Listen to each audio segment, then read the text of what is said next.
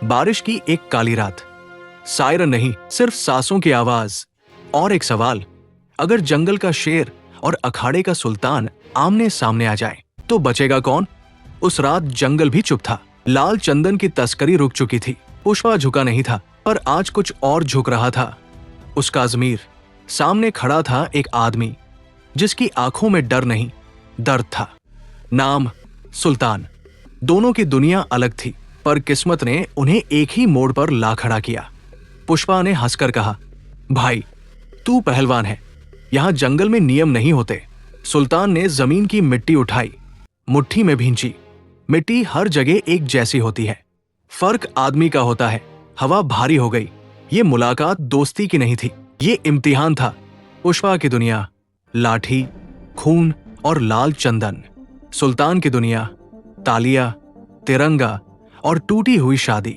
दोनों ने ऊपर चढ़ने के लिए सब कुछ खोया था। पुष्पा ने रिस्पेक्ट, सुल्तान ने प्यार। यही दर्द उन्हें जोड़ रहा था और यही दर्द उन्हें तोड़ने वाला था। अचानक गोलियों की आवाज आती है। अंधेरे से कुछ लोग बाहर निकलते हैं, शायद कोई तीसरी ताकत, एक कॉरपोरेट माफिया जो जंगल और अखाड़ा दोनों को खरीदना चाहता था।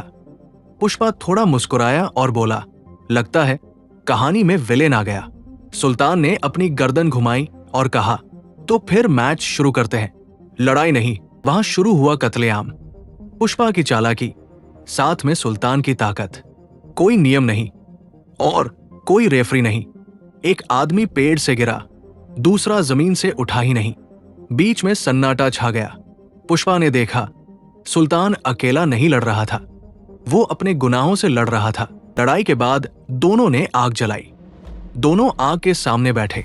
पुष्पा बोला, मैं गलत हूं पर मजबूर हूं। सुल्तान ने बिना देखे कहा, मैं सही था, फिर भी सब खो दिया। दोनों एक साथ हंसे और हंसते हंसते उनकी आंखें थोड़ी नम हो गई, पर उन आंखों में आंसू नहीं, राख थी। अगली सुबह खबर फैल गई, जंगल में एक नई जंग शुरू होने वाली है।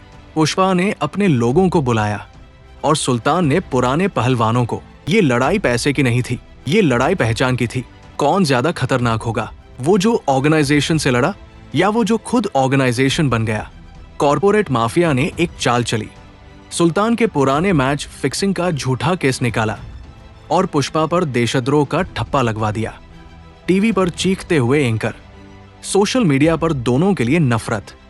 पुष्पा ने चैनल बंद कराया और सुल्तान ने गुस्से में फोन तोड़ दिया। पुष्पा सुल्तान से बोला, शोर से दूर रहो, खामोशी में ही असली ताकत होती है।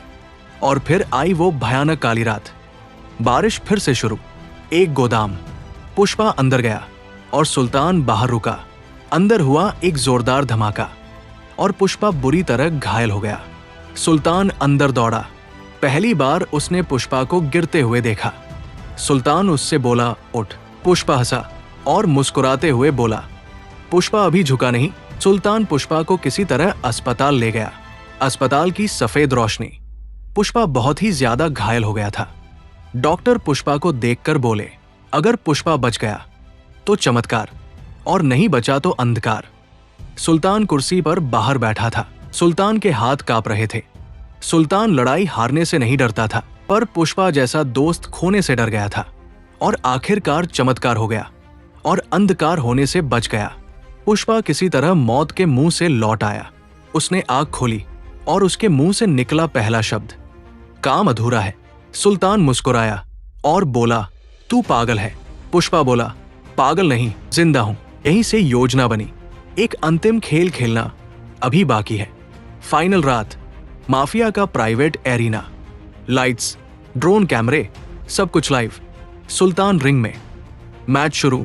सुल्तान गिरा, उठा, फिर गिरा। भीड़ पागल हो गई। तभी लाइट्स बंद। अंधेरा। एक आवाज आई, अब मेरी बारी। पुष्पा सामने। माफिया भागा, पर किस्मत तेज थी। एक ही वार। खामोशी। अब खून नहीं, इंसाफ होगा। फिर अगली सुबह खबरें बदली हुई थी। सुल्तान ने कुश्ती छोड़ दी, एक एकेडमी खोली और पुष्पा वापस जंगल लौटा। पर इस बार तस्करी नहीं, कानून के साथ। दोनों अलग रास्ते थे, पर एक ही कहानी।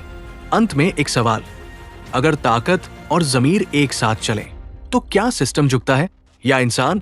कमेंट में बताइए।